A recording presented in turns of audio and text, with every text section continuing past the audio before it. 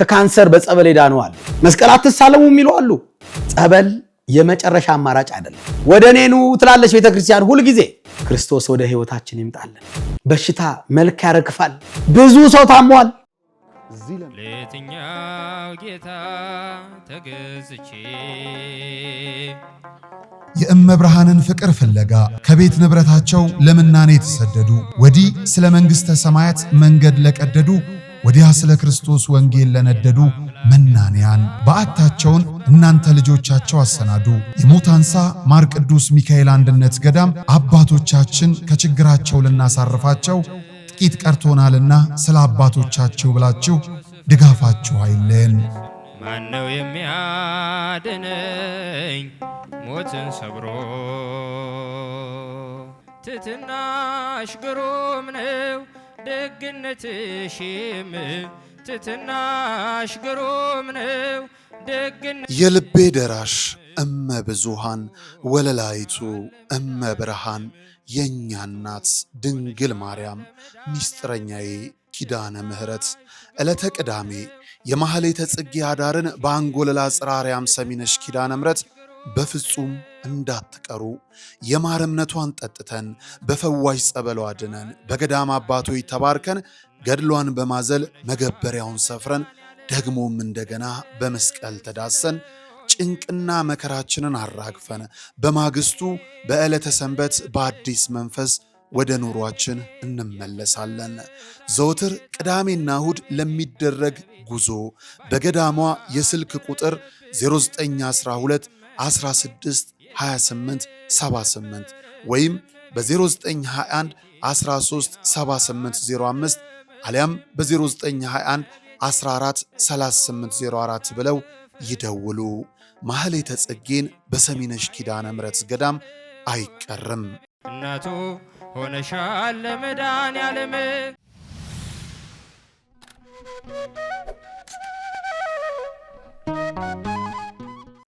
በስመ አብ ወወልድ ወመንፈስ ቅዱስ አሐዱ አምላክ አሜን።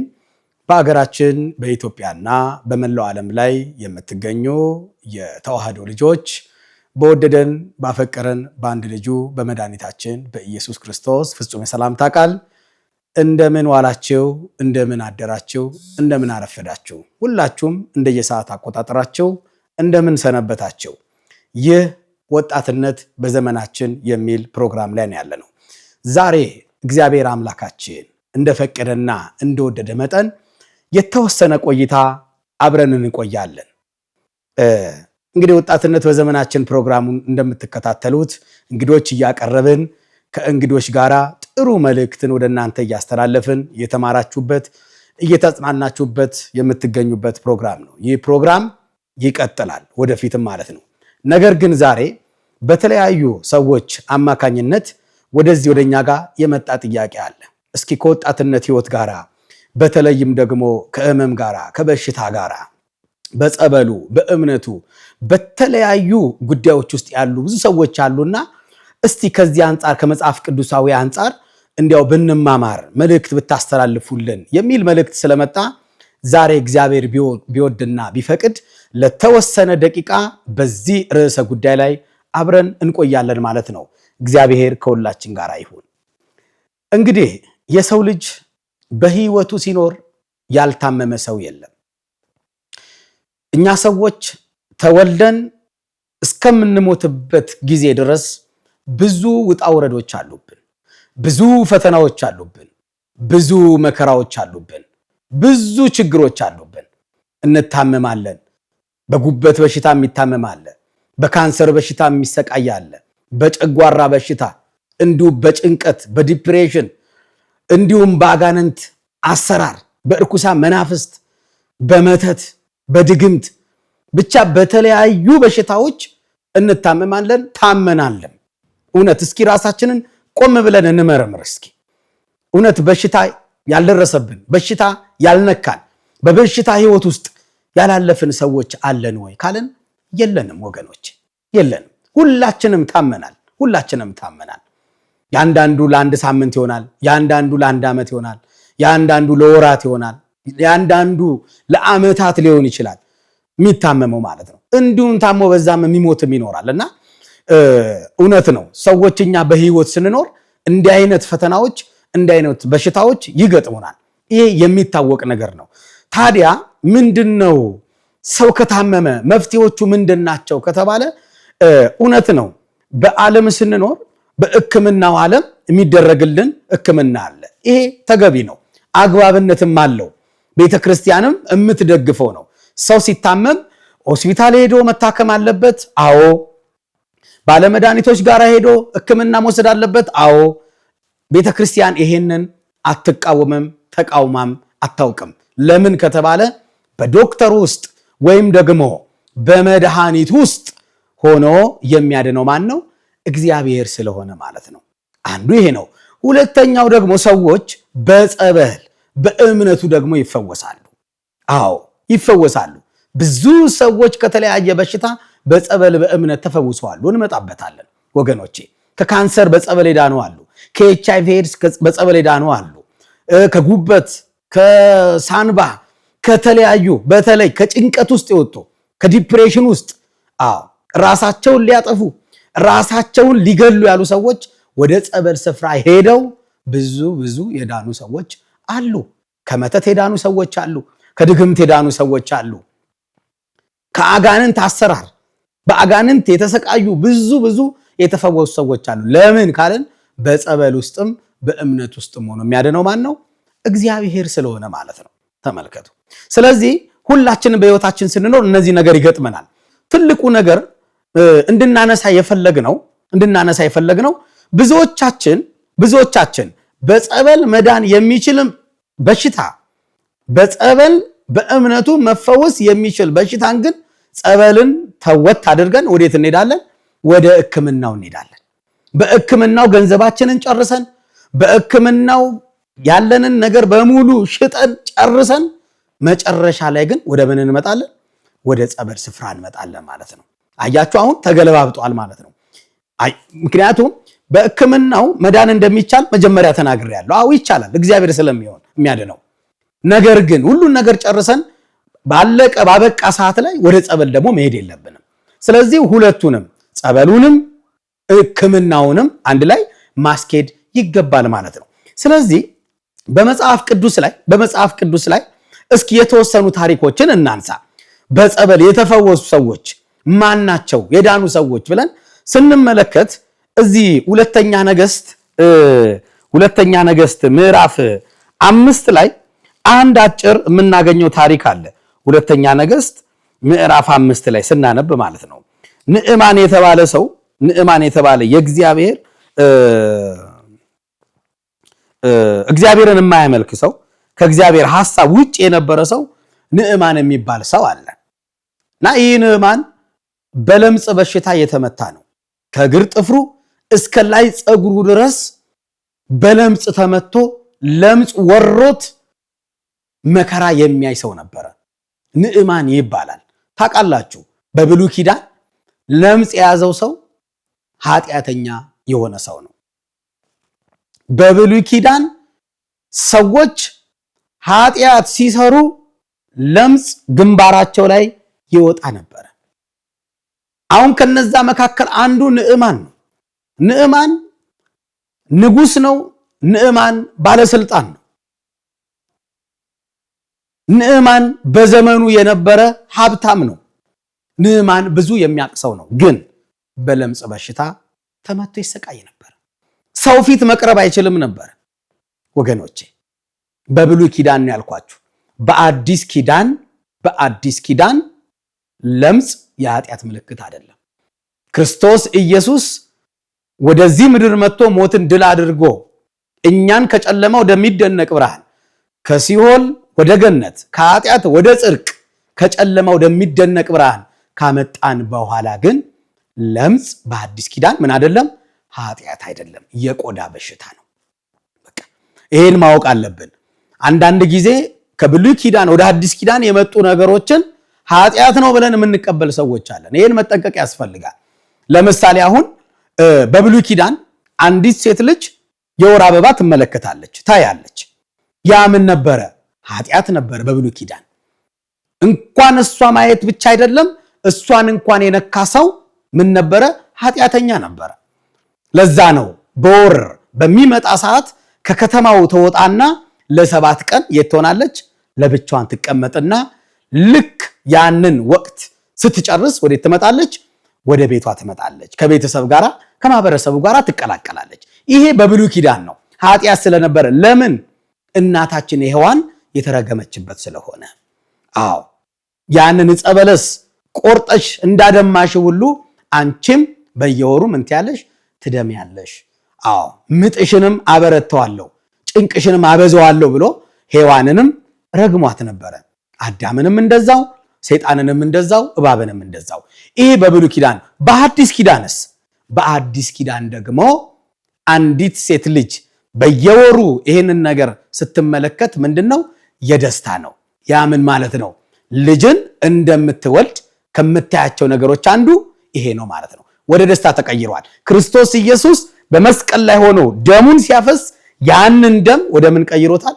ወደ መልካም ነገር ቀይሮታል ማለት ነው። ስለዚህ በብሉይ ኪዳን ኃጢአት የነበረው በአዲስ ኪዳን ምንድነው? ኃጢአት አይደለም ማለት ነው።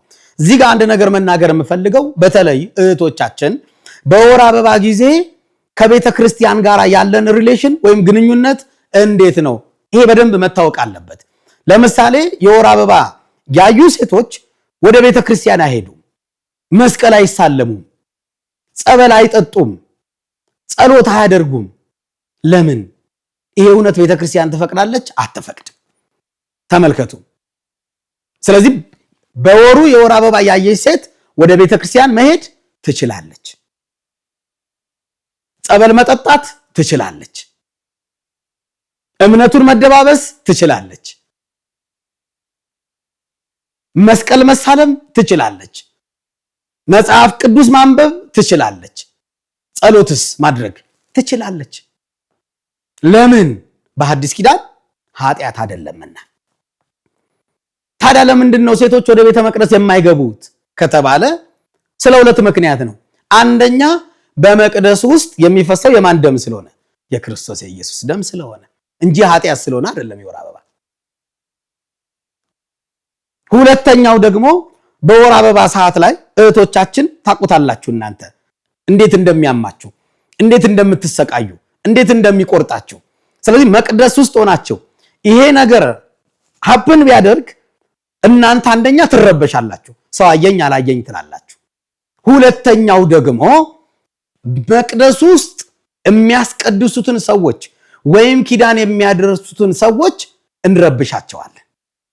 ስለዚህ ስለምንረብሻቸው ታችንም ደግሞ ጭንቀት እንዲያሆንብን እንዳንሸማቀቅ ከመቅደስ ወተን ከቤተ ክርስቲያን ጥግ ጥግ ጋር ገረገራ ይባላል። እንዲያው እዛ ጋር ሆነን ቅዳሴውን እናስቀድሳለን፣ ጸሎቱን እንጸልያለን፣ መስቀል እንሳለማለን፣ መጽሐፍ ቅዱስ እናነባለን፣ ሁሉ ነገር እናደርጋለን ወገኖች፣ ሁሉ ነገር። ለምን? ኃጢአት ስላልሆነ ማለት ነው። ስለዚህ ክርስቲያኖች ሁሌ ማሰብ አለባችሁ። ማን ነው ወንጌል የሚያስተምረን? ማን ነው የሚነግረን የሚለውን መጠንቀቅ አለባችሁ። አዎ አንዳንድ ሰዎች ተነስተው ጸበል አትጠጡ የሚሉ አሉ፣ መስቀል አትሳለሙ የሚሉ አሉ፣ መጽሐፍ ቅዱስ አትንኩ የሚሉ አሉ። ይገርማቸዋል። ይሄ ከብሉይ ኪዳን ስርዓት አይተናነስም ወገኖች። በብሉይ ኪዳን ነው ሴቷን የነካ ምንም አይለው፣ ማህበረሰቡ ጋር ማይቀላቀል ይራቅ ይላል። በአዲስ ኪዳን እንደዚህ የሚባል ነገር የለም። ስለዚህ ከእንደነዚህ አስተምሮቶች ምን ማለት አለብን? መጠንቀቅ አለብን። ይሄ ወጣትነት በዘመናችን የሚለው ፕሮግራም እነዚህን ጉዳዮችን ርዕስ ይዘን የምንወያይባቸው ነው። ስለዚህ የሚያስተምሯችሁን ሰዎች ምረጡ፣ ወንጌልን የሚነግሯችሁን ሰዎች ምረጡ፣ የእግዚአብሔር ቤተሰቦች። ስለዚህ ኃጢአት ሳይሆን ኃጢአት ነው እያሉ ከእግዚአብሔር ቤት እያራቋችሁ ነው። ተመልከቱ። ይሄን መጠንቀቅ ያስፈልጋል የእግዚአብሔር ቤተሰቦች። ስለዚህ ይሄን ያነሳውበት ምክንያት ምንድነው? በብሉይ ኪዳን የቀሩ ነገሮች በአዲስ ኪዳን ሲመጡ ግን ለምሳሌ ለምጹ በብሉይ ኪዳን ኃጢአት ነው፣ በአዲስ ኪዳን ግን ምንድነው? ኃጢአት አይደለም። ይሄንን እንድታስተውሉ ነው። ስለዚህ ንዕማን በብሉይ ኪዳን ዘመን የነበረ ሰው ስለሆነ ከባድ የሆነ ለምጽ ይዞት ነበረ፣ ታሞ ነበረ። ታዲያ ይሄ ንዕማን ያልሄደበት በዘመኑ ሐኪም ቤት የለም፣ ያልታየው ቦታ የለም። ገንዘቡን ጨርሷል፣ ብዙ መድኃኒቶች ጋር ሄደዋል። ነገር ግን ፈውስን ማግኘት አልቻለም። ንዕማን አዘነ። ተስፋ ቆርጦ ቤቱ ተቀመጠ። ተስፋ ቆርጦ ቤቱ ተቀመጠ። በዚህ ሰዓት ንዕማን ቤት ውስጥ የምታገለግል አንዲት እስራኤላዊት ብላቴና እንዲህ አለችው ንዕማንን፣ ንዕማን ሆይ ለምን ተስፋ ትቆርጣለህ? እኔ እኮ በሀገሬ በእስራኤል እንደዚህ አይነቶችን በሽታ የሚፈውስ ጸበል አለ። ሊያውም ደግሞ አንድ ቅዱስ አባት አለ፣ ኤልሳ ይባላል። እባክን ሂድና እዛ መፍትሄ ታገኛለህ ብላ ነገረችው። ይቺ ሴት የቤት ሰራተኛ ነች። ልክ እንዴት ነው አሁን ከኛ ከኢትዮጵያ ተነስተው ዱባይ፣ ሳውዲ አረቢያ፣ የተለያዩ አረብ ሀገር ሄደው እንዲሁም አውሮፓ ላይም አሜሪካ ላይም ሊሆን ይችላል በቤት ሰራተኝነት የሚሰሩ እህቶች አሉ አይደል? ልክ እንደዛ አይነት እህት ነበረች ይቺ ሴት። ነገረችው። ንዕማን አማራጭ ስላልነበረው ሎሌዎቹን ሰብስቦ ወዴት ሄደ? ወደ እስራኤል ተጓዘ። እስራኤል ሄደ። ሎሌዎቹን ወደ ቅዱስ ኤልሳ ላካቸው። ኤልሳንም አገኙት። የሆነውን ነገር በሙሉ ስለ ንዕማን ነገሩት። ኤልሳ አንድ ቃል ብቻ ነገራቸው። በጣም የሚደንቅ ቃል። የዮርዳኖስ ጸበል አለ፣ ውሃ አለ። እዛ ይሂድና 7 ጊዜ ብቅ ጥልቅ ይበል፣ ከለምጹ ወይም ከበሽታው ይፈወሳል አለ። ይሄን ቃል ብቻ ተናገረ ኤልያስ። ሎሌዎቹም ይሄን ቃል ይዘው ወደ ንዕማን ሄዱ። ለንዕማን ነገሩት። ንዕማን ሆይ፣ ንጉሳችን ሆይ፣ ቅዱስ ኤልሳ እንደዚህ ብለዋል። ዮርዳኖስ ውሃ አለ፣ እዛ ውስጥ ገብተህ 7 ጊዜ ብቅ ጥልቅ በል ከበሽታ ትፈወሳለህ ብለዋል አለ። በዚህ ሰዓት ንዕማን ተናደደ። እሱ ማን ስለሆነ ነው? እኔ እኮ የመጣሁትኝ በእጁ እየዳሰሰ እየነካካ እየጸለየልኝ እንዲፈውሰኝ ነው እንጂ እዚህ ዮርዳኖስ ውሃ ውስጥ ግባ እንዲለኝ አይደለም።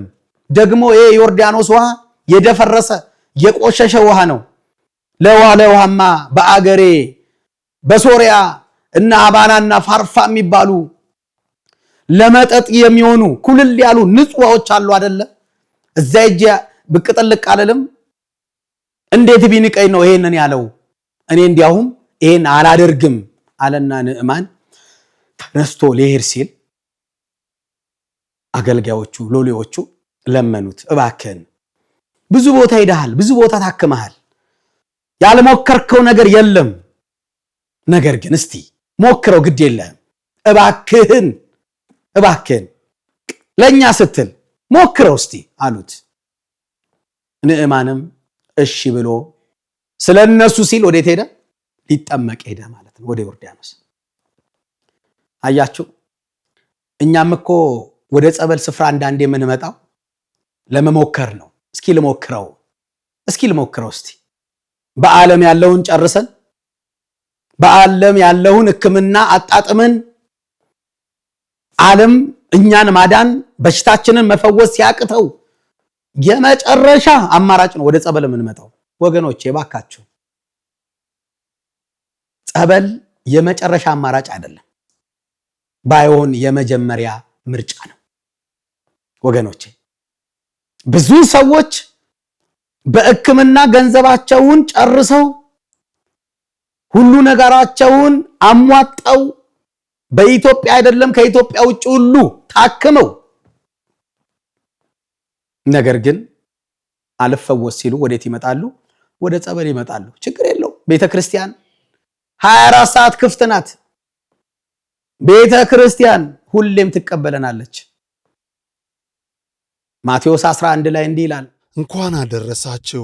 የጃንደረባው ጉዞ ወደ ቅድስት ሀገር ኢየሩሳሌም የዮድ አቢሲኒያ አስጎብኝና የጉዞ ወኪል ከነጋሽ ሚዲያ ጋር በመተባበር ልደትን በኢየሩሳሌም ምዝገባ ጀምረናል። ያሉን ቦታዎች ጥቂት በመሆናቸው ፈጥነው ይመዝገቡ። እንግዲህ አሁን ያለንበት ቦታ ቤተልሔም፣ ቅድስት ቤተልሔም ነው። እመቤታችን ቅድስተ ቅዱሳን ድንግል ወላዲተ አምላክ በእንግዶች ማረፊያ ስፍራ አልተገኘላትም። ለዓለም ቤት የሰጠ መድኃኔዓለም ቤት አጣ። በእንስሳት መካከል አድግና ላም ትንፋሽ እየገበሩበት የኔና የናንተ አምላክ የኔና የናንተ ፈጣሪ በዚህ ስፍራ ላይ ተወለደ ማለት ነው። በኢትዮጵያዊ መስተንግዶ ዮድ አቢሲኒያ ለበረራው ደግሞ የኢትዮጵያ አየር መንገድን ይዘን ቅድስት ሀገር ኢየሩሳሌምን አሳልመን እንመልሶታለን። ያሉን ቦታዎች ጥቂት በመሆናቸው ፈጥነው ይመዝገቡ። የዘንድሮን ልደት በኢየሩሳሌም እንዳያመልጦ። ልጆች ለወላጆቻችሁ የምትሰጡት ታላቅ ስጦታ ልብ ይበሉ። እኛ አስጎብኚ አይደለንም። ይልቁንም በቅድስቲቱ ሀገር ያሉትን ቅዱሳን ስፍራዎችን አሳልመን የምንመልሶ ቤተኛው ነን። ዮድ አቢሲኒያ የጃንደረባው ጉዞ ወደ ቅድስት ሀገር ኢየሩሳሌም።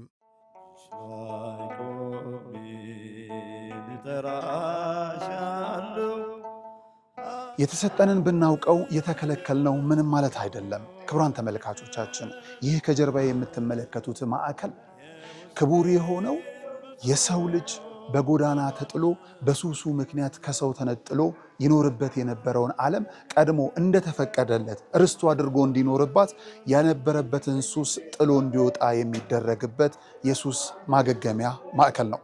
ልጆቻችን፣ ወላጆቻችን፣ ጓደኞቻችንም ጭምር በዚህ ሰዓት የት ናቸው ብለን ስናስብ በአእምሮ ህመም የሚሰቃዩ ባልባሌ ሱሶች ውስጥ ወድቀው ትላንት ከነበሩበት ከፍታ ዝቅ ብለው የሚታዩ ነገ ወደ ነበሩበት የሚመለሱ ስለመሆናቸው እርግጠኛ ይሁኑ።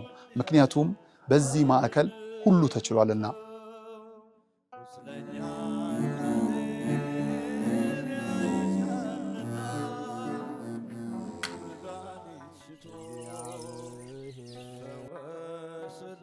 ከምድራዊው ጥበብ ባለፈም የሰማይ አምላክ እውነትን ዕውቀትን እንዲገልጥላቸው ወደ ነበረ ማንነታቸው እንዲመልስላቸውም ጭምር በግቢ ውስጥ ያሉ ወጣቶች ፈጣሪን የሚለማመኑበት የጸሎት ቤታቸው ነው።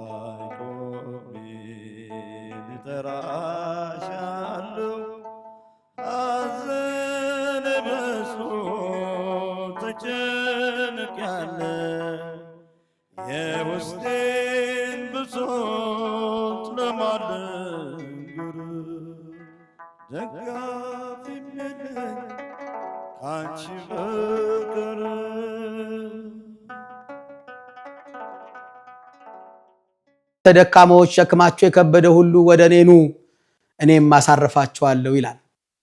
ወደ እኔ ኑ ትላለች ቤተክርስቲያን ሁሉ ጊዜ። ሸክም የተባለው ኃጢአት ነው። ሸክም የተባለው በሽታ ነው። የተጨነቅን ሰዎች ክርስቶስ ሁሌ ኑ ይለናል። ነገር ግን በዘመናዊ ሕክምና ላይ ሆነንም ህይወታችን ላይ ያልፍ ይችላል። ስለዚህ ጸበል የመጨረሻ ምን መሆን የለበት? አማራጭ መሆን የለበት። አማራጭ መሆን የለበት። ምናልባት ታስታውሱ እንደሆነ ወይም ታሪኩን ታውቁታላችሁ ብዬ አስባለሁ። ዝጊቲ አቦ ቤተክርስቲያን ዛሬን እያሰራች ያለች አንድ እህት አለች። ይህች እህት በጡት ካንሰር በሽታ ለብዙ ዓመታት ስትሰቃይ የነበረች ብዙ ዋጋ የከፈለች እህት ናት። ከዚህ በሽታ ለመዳን ያልሄደችበት የለም። በኢትዮጵያ አይደለም፣ በሕክምናው የተራቀቁ አውሮፓ፣ አሜሪካ፣ ህንድ፣ ታይላንድ ያልሄደችበት ቦታ የለም ከጡት ካንሰር ለመዳን ማለት ነው። መፍትሄ ግን ልታገኝ አልቻለችም። በመጨረሻ ግን ሰዎች ነገሯት፣ ጠቆሟት። ግዴለሽም ሂጂ፣ ዝጊቲ አቦ የሚባል አለ አርባ ምንጭ 44 ቦታ ጸበል የፈለቀበት ቦታ አለ። ግዴለሽም ከ44ቱ አንዱ ጸበል ያገኝሻል፣ ሂጂ አሏት። ለዓመታት ገንዘቧን ስትገፈግፍ የነበረች እህት፣ ብዙ ዓለም ላይ ብዙ ነገሯን የጨረሰች እህት በስተመጨረሻ ግን ሄደች። የእግዚአብሔር ቤተሰቦች እግዚአብሔር እሷን ለማዳን ጊዜ አልፈጀባትም። ሄደች። ብዙም ሳትቆይ ከጡት ካንሰር ነፃ ወጣች። ክብር ለመድኃኒዓለም ይሁን። ነፃ ወጣች። ማመን አቃታት። ወደ ታከመችባቸው ወደ ትልልቅ ሆስፒታል ሄደች። ከኢትዮጵያ ውጪ ተመረመረች። የለም፣ በሽታ የለም። ነጮቹ ራሱ ግራ ተጋቡ። እንዴት ልትፈወሽ ይቻልሽ? እንዴት ልድኝ ይቻልሽ? የእግዚአብሔርን ስራ ግን መሰከረች ለነጮቹ። የኛ አምላክ እንደዚህ ነው፣ ያድናል፣ ይምራል። በስተመጨረሻ ብንመጣም ይፈውሳል። ተመልከቱ ዛሬ ያቺ እህት አቡዬን ዝጊቲን ቤተክርስቲያንን ብዙ ሚሊዮን ብር አውጥታ እያሰራች ትገኛለች። እግዚአብሔር አያችሁ በበሽታ ውስጥም ሆኖ እሷን ጠራት፣ ለቤቷ በቃት። ወገኖቼ አንዳንድ የሚሰጡን በሽታዎችም ወደ እግዚአብሔር ቤት እንድንመጣ ይሆናል። ስለዚህ ንዕማን የሌሎቹን ቃል ሰማ፣ እሺ ያለ ልሞክረው ብሎ ሄደ። ዮርዳኖስ ውሃ ውስጥ ጸበል ውስጥ ገባ፣ ብቅ ጥልቅ አለ 7 ጊዜ። በሚያስደንቃችሁ ሁኔታ ብዙ ዓመት የፈጀበት ብዙ ሕክምና ላይ ዋጋ የከፈለው ንዕማን በዛች ቀን ውስጥ በግማሽ ሰዓት ውስጥ ከጥፍሩ እስከ ላይ ጸጉሩ ድረስ ለምጹ ከላዩ ተገፈፈ። በሽታው ከላዩ ላይ ራቀለት። የእግዚአብሔር ቤተሰቦች አይደንቅም? እኛ ጸበል ሂዱ እምነት ተቀቡ ስንል ከመሬት ተነስተን አይደለም፣ አጣጥመን ስላየነው ነው። መጽሐፍ ቅዱስም ስለሚነግረን ነው። ወገኖቼ ንዕማን ተገረመ፣ ተደነቀ። ቅዱስ ኤልሳን ካላገናኛችሁኝ አለ። ኤልሳን አገኘው። በፊቱም ተንበርክኮ ይቅር በለኝ፣ ከዚህ በኋላ አንተ የምታመልከውን አምላክ ነው ማመልከው ብሎ እግዚአብሔርን አመነ። በጸበሉ ዳነ። ይሄም ብቻ አይደለም። ቅዱስ ኤልሳን አንድ ጥያቄ ጠየቀው። ኤልሳ ሆይ እዚህ ከቆምክበት ስፍራ በሁለት መዳበሪያ በሁለት አህያ የሚጫን አፈር ይዤ ልሂድ ያለ። አያችሁ በአገሩማ እኮ እንዳለው ንጹህ ነበረ። በአገሩ ብዙ ማዕድን ያሉ አፈሮች አሉት። አሁን ግን አመነ። ንዕማን አመነ። ያ የደፈረሰው ሲያድነው አወቀ። እምነት ይዤ ልሂድ አለ። ቅዱስ ኤልሳን ፈቀደለት። በሁለት ማዳበሪያ ጭኖ ሄደ። እግዚአብሔር ቤተሰቦች ዛሬም መናፍቃን እምነት ጸበልን የሚጸየፉ አያድንም የሚሉ ያው ተመልከቱት። መጽሐፍ ቅዱስ ላይ ምን ይሰራለታል? ንዕማን ምግብ አይደል ይዞ ሄደው ሊቀባባው። ንዕማን ይዞ ወደ ሀገሩ ሄደ። ስለዚህኛ መጽሐፍ ቅዱስ ላይ ያለ ነገር ነው። ይሄ በብሉይ ኪዳን ዘመን ነው ካላችሁ ደግሞ ወገኖቼ በሐዲስ ኪዳንም ተጽፎ እናገኛለን በብዙ ቦታ ላይ። የማቴዎስ ወንጌል ምዕራፍ 3 ላይ አታስታውሱም? እንዲህ ይላል፣ ሁሉም ኃጢአታቸውን እየተናዘዙ በዮርዳኖስ ውሃ ምን ይሉ ነበር ነው የሚለው? ይጠመቁ ነበረ ይላል። በማን ውሃ? በዮርዳኖስ ውሃ። የት ውሃ? ንዕማን የተፈወሰበት ውሃ። በዮርዳኖስ ውሃ ምን ይሉ ነበረ? ይፈወሱ ወይም ደግሞ ከኃጢአታቸው ነፃ ይወጡ ነበረ ይላል። ወገኖቼ ይህ ብቻ አይደለም። የዮሐንስ ወንጌል ምዕራፍ 5 ላይ ተመልከቱ። ጌታችን መድኃኒታችን ኢየሱስ ክርስቶስ ወደ ኢየሩሳሌም ወጣ ይላል። በኢየሩሳሌምም በበጎች በር አጠገብ በዕብራይስጥ አንዲት ቤተሳይዳ የምትባል መጠመቂያ ነበረች ይላል። ይቺ ቤተሳይዳ የምትለዋ የቃሏ ትርጉም የምህረት የይቅርታ ቦታ ማለት ነው። ታዲያ መጠመቂያ ነበረች ይላል። አንብቡት ገብታችሁ። በዚህ በመጠመቂያው ስፍራ ግን ብዙ ህሙማኖች ነበሩ። አይናቸው የታወረ፣ በለምጽ የተመቱ፣ ጎባጦች፣ ሰውነታቸው የሰለለ። በዘመኑ እንግዲህ የካንሰር በሽታም ሊኖር ይችላል፣ አናቅም። የጉበትም በሽታ፣ በሳምባ በሽታም፣ በተለያየ በጤና መታወክ ውስጥም የነበሩ ሰዎች ይኖራሉ። በዚህ በመጠመቂያው ስፍራ ማለት ነው። ያው መጽሐፍ ቅዱስ እንዲህ ብሎ ስላልገለጠው ነው። በእርግጥ ይገልጠዋል። ቅዱስ ጳውሎስን ከባድ የሆነ የራስ ምታትና የጎን ውጋት ነበረበት ይላል። ራስ ምታት ያኔም ነበር፣ አሁንም አለ። ስለዚህ እነዚህ ታማሚዎች ያቺ መጠመቂያን ስፍራ ምን ብለውታል? ከበውት ውሃው በተናወጠ ጊዜ የእግዚአብሔር መልአክ መጥቶ ውሃውን ሲመታው ወይም ሲባርከው ውሃው ሲናወጥ ወደ ውሃው ወይ ወደ መጠመቂያው ይገቡና ምን ይሉ ነበረ? ይፈወሱ ነበረ።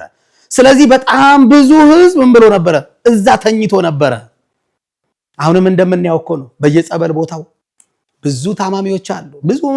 ብዙ በተለያየ መተት የተደገመባቸው በስኳሩ፣ በደም ግፊቱ፣ በካንሰሩ፣ በተለያየ በሽታ በተለይ በአጋንንት አሰራር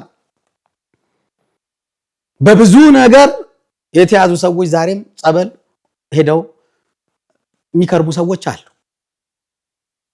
በመጠመቂያይቱ ስፍራ የሚያድሩ ሰዎች አሉ።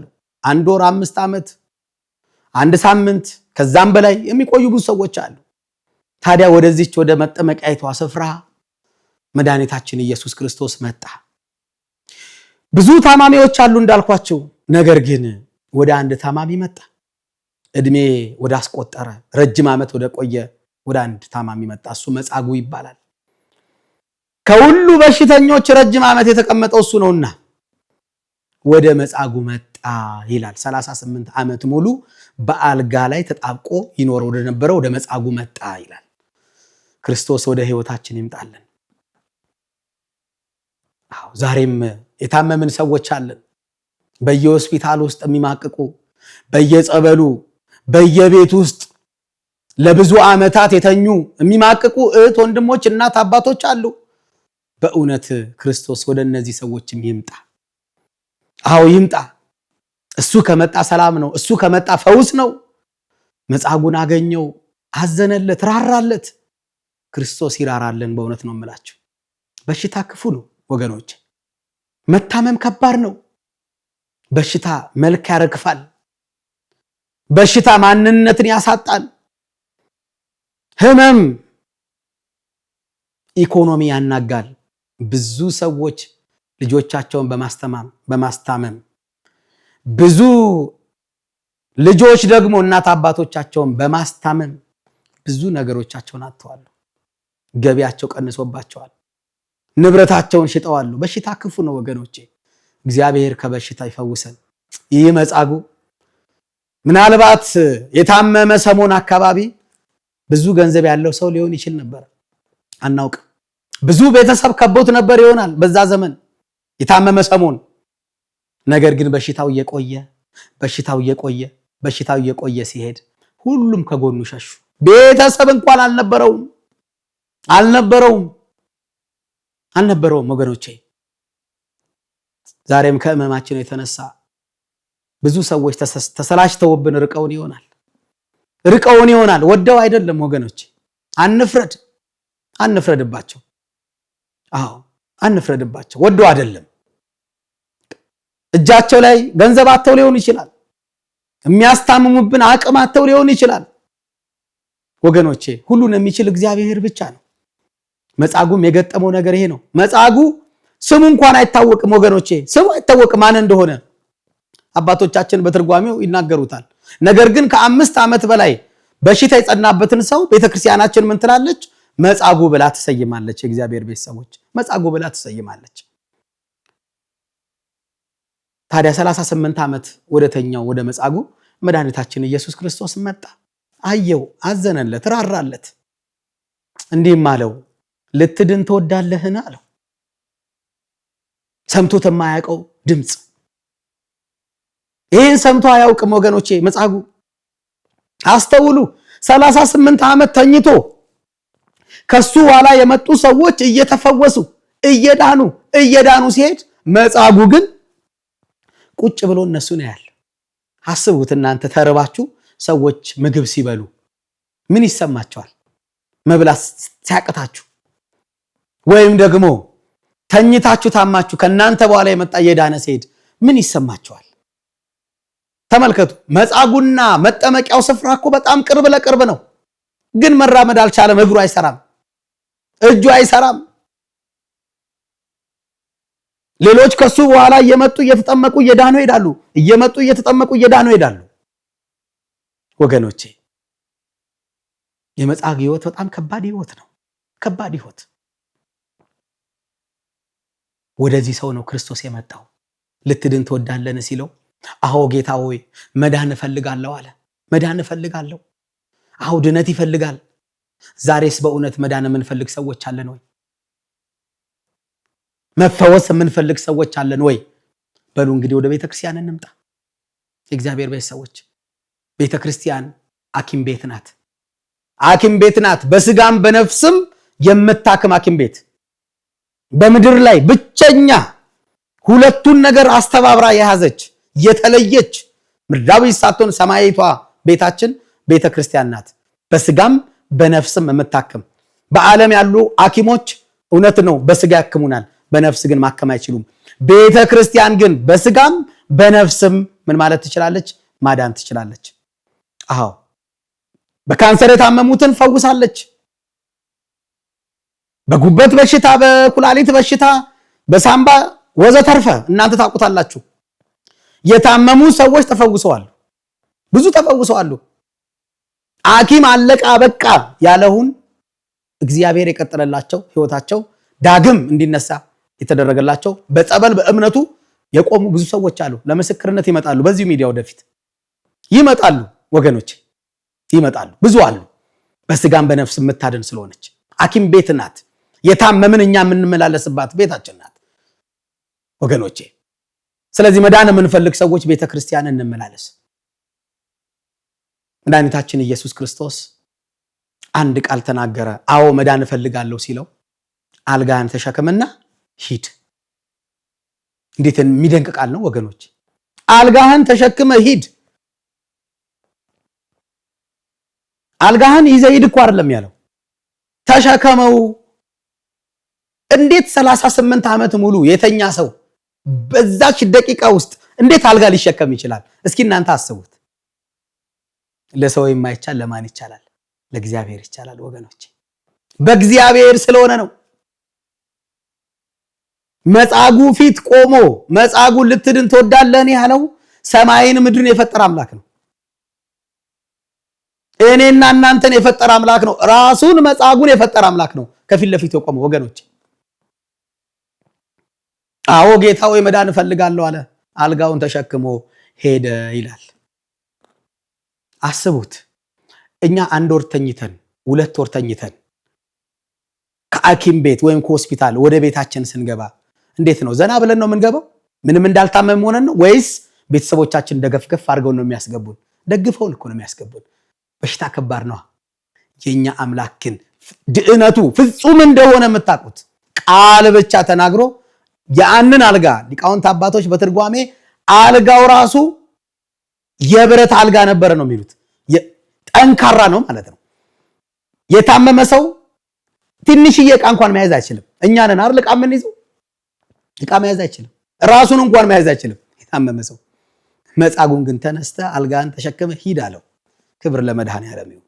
የኛ አምላክ የኛ አባት መድኃኔዓለም ተአምሩ እንደዚህ ነው። የእግዚአብሔር ቤተሰቦች አልጋውን ተሸክሞ ሄደ።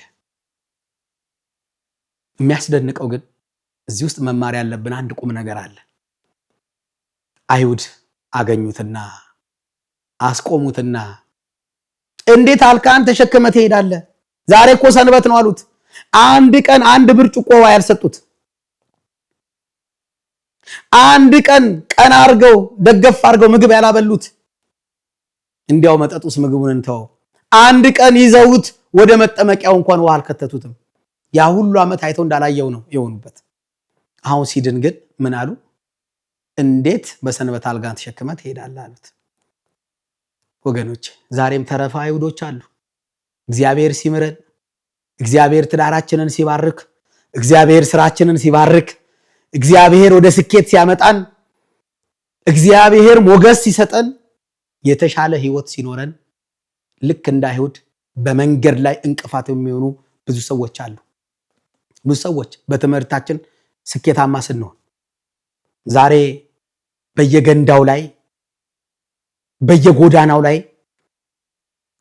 የሚሯሯጡ እብድ ሆነው አእምሯቸውን ስተው እርቃናቸውን ወደዛ ወደዚህ የሚሉ እዚህ ጋር ሰንደል ለኩሰው ጆሮአቸው ላይ አስቀምጠው በዚህ በኩል ሌላ ነገር ይዘው ፌስታል ይዘው አብዶ የምታዩቸው ሰዎች ወገኖቼ ቀረብ ብላችሁ ከዚህ በፊት የነበራቸው ማንነት ብታጠኑ ዶክተር ሊሆኑ ይችላሉ፣ ፕሮፌሰር ሊሆኑ ይችላሉ፣ ወይ በስራቸው ስኬታማ ውጤታማ የነበሩ ሰዎች ሊሆኑ ይችላሉ። ግን ሰዎች አበለሻሽቷቸዋል።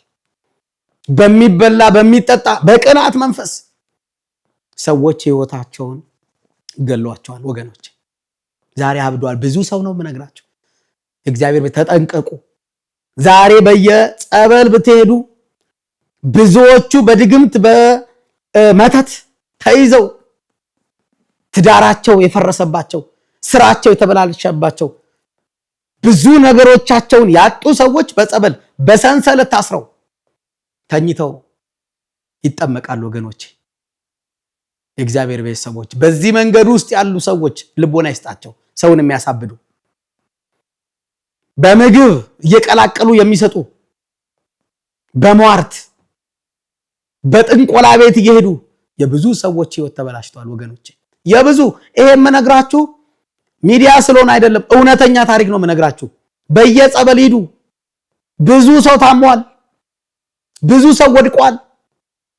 የት ይደርሳሉ የተባሉ ሰዎች በጓደኞች ምክንያት፣ በቅናት በጎረቤት ምክንያት አለፍ ካልንማ በወንድምም በእህትም ጭካኔ በርትቷል። በዚህ ዘመን ብዙ ሰዎች አሉ። ወደዚህ ወደ ሚዲያ እናመጣቸዋለን ስለሚያስተምረን፣ ሌሎቻችንም ምን ስለሚያደርገን ስለሚጠቅመን አምጥተን እዚህ እናወያያቸዋለን። ወገኖቼ ብዙ ሰዎች አሉ፣ እግዚአብሔር ይፈውሳቸው።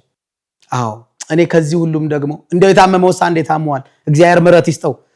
አብረው የሚሰቃዩ እናት አባቶች፣ እናት በመጦሪያዋ ሰዓት፣ አባት በመጦሪያው ሰዓት ልጁን ይዞ በስተርጅና መቼስ ልጅ አይደል ጸበል ቦታ ላይ በማይመች በብርድ ውስጥ በረሃብ ውስጥ ሆነው ልጆቻቸው እንዲድኑላቸው እንዲፈወሱላቸው ከቤተሰቦቻቸው ጋር እንዲቀላቀሉላቸው እናት አባቶች በየጸበል ለዚህ መቼም ምስክር ትሆናላችሁ እያስባለሁ። ይሄን የምታውቁ ሰዎች እናት አባት ደግሞ ይሰቃያሉ። አያችሁ የልጅ መጎዳት ቤተሰብ ሁሉ ነው የሚጎዳው። የቤተሰብ መታመም ቤተሰብ ሁሉ ነው የሚጎዳው። ወገኖች እግዚአብሔር እንዲህ ለሚያረጉ ልቦና ይስጣቸው፣ ወደ ንስሐ ይመልሳቸው። አይሁድ እንዴት በሰንበት ይሄንን ታደርጋለህ አሉት። ደግሞስ ይሄንን ያደረገ ማን ነው? ማን የፈወሰ አሉት። አላቀውም አለ። በስተመጨረሻ ግን ክርስቶስ ኢየሱስን በቤተ መቅደስ አገኘው። ታሪኩ ብዙ ነው፣ ሌላ ራሱ ርዕስ አለው። ይሄ ብቻ መጻጉዕ ዳነ፣ ተፈወሰ። የእግዚአብሔር ቤተሰቦች መጽሐፍ ቅዱስ ላይ ስለ መዳን፣ ስለ ፈውስ፣ ስለ ጸበል፣ ስለ እምነት ብዙ ቦታ ላይ ተጽፎ እናገኛለን። ብዙ ቦታ ላይ ዮሐንስ ወንጌል ምዕራፍ 9 ላይ ያለው ታሪክ ነው። እናንተ አንብቡት። ሲወለድ ጀምሮ አይነ ስውር የነበረ አይን የሌለው ሙሉ ግንባር ብቻ የነበረ ሰው ክርስቶስ አገኘው። ወደ መሬት ምንትፍ አለበት፣ በምራቁ ጭቃው ምን አለ ነው የሚለው፣ አቦካውና አይኑን ምን አለው ቀባው ይላል። አንብቡት ዮሐንስ ወንጌል ምዕራፍ 9 ላይ አይኑን በራለት ይላል። ክርስቶስ ይዞ ማዳን አይችልም? አይን ማብራት አይችልም? በመጽሐፍ ቅዱስ ውስጥ አላደረገም? አድርጓል እኮ አድርጓል። እጁን ጭኖ ብዙ ሰዎችን ፈውሷል። ይህን ሰውስ ማድረግ አይችልም? ይችላል። ግን ስለ ጸበልና ስለ እምነት ሊነግረን አያችሁ፣ ጭቃውን አቦካው፣ ከዛስ አይኖቹ ላይ ቀባ፣ ፈወሰው። በኋላም እኮ ማዳን ይችል ነበር። ግን ምን አለው? ሂድና በሰሊሆም ውሃ ምን በል ታጠብ አለው። ደግሞ ወደ ጥምቀት ደግሞ ላከው። እዛ ደግሞ ሲሄድ ሙሉ በሙሉ ምን አለ? ያ ሰው ተፈወሰ ማለት። መጽሐፍ ቅዱስ ይሄን ይናገራል። ስለዚህ በአጠቃላይ ምንድን ነው? እኛ ሰዎች በህይወት ስንኖር በብዙ በሽታዎች ውስጥ እናልፋለን። ስለዚህ ወደ እምነቱ ወደ ጸበሉ የምንመጣበት ምክንያት በጸበል ውስጥም በእምነት ውስጥም ሆኖ የሚያድነን ማን ነው? እግዚአብሔር ነው። ስለዚህ ሕክምናን እንደ ብቸኛ አማራጭ ማየት የለብንም። ጸበሉም እምነቱም ስላለ ማለት ነው ወገኖቼ። ስለዚህ አበቃ አለቀ ሲባል ብቻ ወደዚህ መሄድ የለባችሁም፣ ወደ ጸበል መምጣት የለባችሁም። ይሄን የምትከታተሉ ሰዎች በሀገራችንም ከሀገር ውጭም ያላችሁ ሰዎች በሙሉ እምነት ጸበል ይፈውሳል። ብዙ ሰዎች ድነዋል። ምናልባት እዚህ ነጋሽ ሚዲያ ላይ ወደፊት በጸበል በእምነቱ የዳኑ የተፈወሱ ሰዎችን ወደዚህ እናመጣቸዋለን። እዚህ ይመጡና ምክንያቱም ልበ አምላክ ቅዱስ ዳዊት እንደተናገረው መዝሙር 96 ላይ ድንቅ ስራህን ለሰዎች ሁሉ እናገራለሁ ይላል። ስለዚህ እግዚአብሔር ያደረገልን ድንቅ ስራ ለማን መናገር አለብን? ለሰዎች መንገር አለብን። የምንነግረው ለምንድን ነው? ለውዳሴ ከንቱ አይደለም። ሰዎች ግን ምን እንዲያደርጉ ነው? ተስፋ እንዲኖራቸው ነው። ተስፋቸው እንዲለመልም ነው። እነሱም ከዳኑ እኛም እንድናለን ማለት ነው። አያችሁ፣ ሰው የሚኖረው በተስፋ ነው። ለዚህ ነው መጽሐፍ ቅዱስ መዝሙር 144 ላይ አሁንስ ተስፋዬ ማን ነው? እግዚአብሔር አይደለምን ይላል። ስለዚህ ተስፋችን ማን ነው? እግዚአብሔር ነው። ስለዚህ ሰዎች በተስፋ እንዲኖሩ በጸበል በእምነት መዳን እንደሚቻል ከካንሰሩ፣ ከኩላሊቱ፣ ከተለያየ በሽታ፣ ከአጋንንት አሰራር፣ ከድግምቱ፣ ከመተቱ ማንኛውም በህይወታችን ውስጥ የሚያልፉት በሽታ ሁሉ በጸበል በእምነት መዳን እንደሚቻል እዚህ መጥተው በዚህ በነጋሽ ሚዲያ ላይ ምስክርነታቸውን ይሰጣሉ። ምናልባት ይህንን የምታዩ ሰዎች ምስክርነት መስጠት የምትፈልጉ ሰዎች በእውነተኛ ታሪክ ላይ ተመርኩዛቸው እዚህ ነጋሽ ሚዲያ በመምጣት ለህብረተሰቡ ለመላው ዓለም ላይ ላሉ ሰዎች ምስክርነታቸውን እንድትሰጡ፣ አንድም ምስክርነት እግዚአብሔር ያደረገልንን ነገር መንገር እግዚአብሔርንም ማመስገን ጭምር ነው። አይታችሁ ከሆነ ስለት ክብረ ባህል ላይ ታቦት ሲወጣ መተው ምን ይላሉ? ይሳላሉ። እንዲህ ካደረክልኝ፣ ልጄ እንዲህ ከፈወስክልኝ፣ ወይኔን ከፈወስክልኝ እዚሁ አደባባይ መጥቼ ለህዝብ ምን እላለሁ? እመሰክራለሁ ይላሉ። ታስታውሱ እንደሆነ ማለት ነው ብዙ እናት አባቶቻችን። ስለዚህ እኛ መተን ምስክርነትን እንሰጣለን። እዚህ በምታዩት ስልክ ቁጥር ላይ ከታች ይቀመጣል። እዚህ ላይ እየደወላችሁ እውነተኛ ምስክርነት እየመጣችሁ ትሰጣላችሁ። በተለያዩ ገዳማት፣ በቤተ ክርስቲያን፣ በአዲስ አበባም በገጠርም በተለያየ ዓለም ላይ ከኢትዮጵያም ውጭ ሊሆን ይችላል ባሉ ጸበሎች እየተፈወሳችሁ ሰዎች መታችሁ ምስክርነትን ትሰጣላችሁ። ማቴዎስ 10 ላይ በሰው ፊት የሚመሰክርልኝን እኔ ደግሞ በማን ፊት እመሰክራለሁ አለ? በአባቴ ፊት እመሰክርለታለሁ ብሏልና በሰው ፊት መጥቶ መመስከር በአባቱ ፊት መድኃኒታችን ኢየሱስ ክርስቶስ ምን ይልናል? ይመሰክርልናል ማለት ነው። ስለዚህ ዛሬ ይሄንን ነገር በደንብ እንድታብላሉት በደንብ ወደ ህይወታችሁ እንድትወስዱት በእግዚአብሔር ስም ጠይቃለሁ። አብሬያችሁ የቆየሁትኝ ዲያቆን ዳንኤል ሲሳይ በነጋሽ ሚዲያ ላይ ነው። በሌላ ቀን በሌላ እንግዳ እንዲሁም ደግሞ በእንዲህ አይነት መማማር ውስጥ አብረን እንገናኛለን። የእግዚአብሔር ቸርነት የድንግል ማርያም አማላጅነት አይለየን። ይቆየን። ወስብሐት ለእግዚአብሔር። ለየትኛው ጌታ ተገዝቼ የእመብርሃንን ፍቅር ፍለጋ ከቤት ንብረታቸው ለምናኔ የተሰደዱ ወዲህ ስለ መንግሥተ ሰማያት መንገድ ለቀደዱ ወዲያ ስለ ክርስቶስ ወንጌል ለነደዱ መናንያን በዓታቸውን እናንተ ልጆቻቸው አሰናዱ። የሙታንሳ ማር ቅዱስ ሚካኤል አንድነት ገዳም አባቶቻችን ከችግራቸው ልናሳርፋቸው ጥቂት ቀርቶናልና ስለ አባቶቻቸው ብላችሁ ድጋፋችሁ አይለየን። ማነው የሚያድነኝ ሞትን ሰብሮ? ትሕትናሽ ግሩም ነው ደግነትሽም ትሕትናሽ ግሩም ነው ደግነትሽ። የልቤ ደራሽ እመ ብዙሃን ወለላይቱ እመ ብርሃን የእኛ እናት ድንግል ማርያም ሚስጥረኛዬ ኪዳነ ምሕረት ዕለተ ቅዳሜ የማህሌተ ጽጌ አዳርን በአንጎለላ ጽራርያም ሰሚነሽ ኪዳነ ምሕረት በፍጹም እንዳትቀሩ።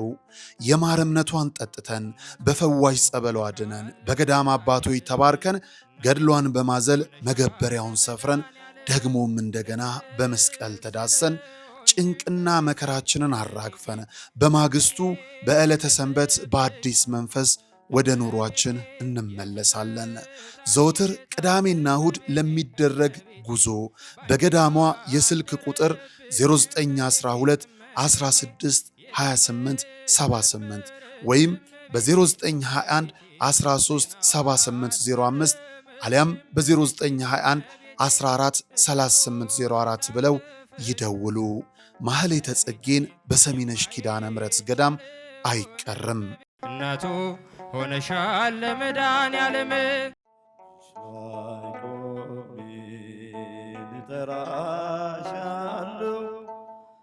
የተሰጠንን ብናውቀው የተከለከልነው ምንም ማለት አይደለም። ክቡራን ተመልካቾቻችን ይህ ከጀርባ የምትመለከቱት ማዕከል ክቡር የሆነው የሰው ልጅ በጎዳና ተጥሎ በሱሱ ምክንያት ከሰው ተነጥሎ ይኖርበት የነበረውን ዓለም ቀድሞ እንደተፈቀደለት ርስቱ አድርጎ እንዲኖርባት ያነበረበትን ሱስ ጥሎ እንዲወጣ የሚደረግበት የሱስ ማገገሚያ ማዕከል ነው። ልጆቻችን፣ ወላጆቻችን፣ ጓደኞቻችንም ጭምር በዚህ ሰዓት የት ናቸው ብለን ስናስብ በአእምሮ ህመም የሚሰቃዩ ባልባሌ ሱሶች ውስጥ ወድቀው ትላንት ከነበሩበት ከፍታ ዝቅ ብለው የሚታዩ ነገ ወደ ነበሩበት የሚመለሱ ስለመሆናቸው እርግጠኛ ይሁኑ። ምክንያቱም በዚህ ማዕከል ሁሉ ተችሏልና።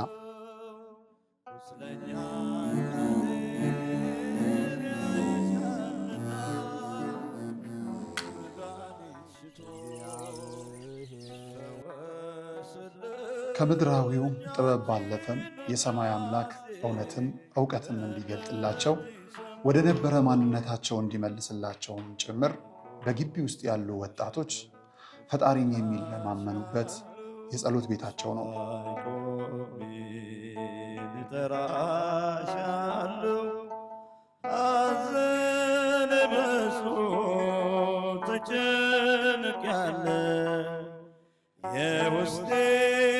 ብሶት ለማልነግር ደጋፊ የለኝ ካንቺ